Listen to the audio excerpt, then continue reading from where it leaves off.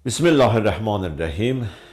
Dinimizdə olan mühüm məsələlərdən biri də müsəlmanın öz valideyninə yaxşılıq etməsidir, ehtiram etməsidir, onun qulluğunda dayanmasıdır.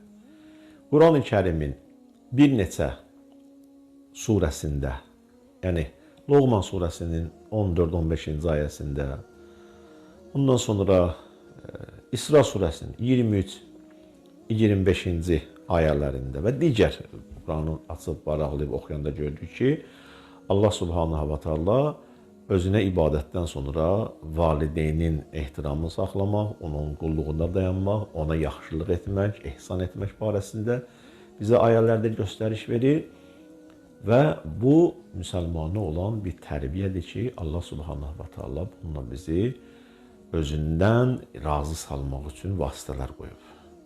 Bir nəfər Resulullahın yanına gəldi, vurdu, ey Allahın Resulü, mənim atam da sağdır, anam da sağdır.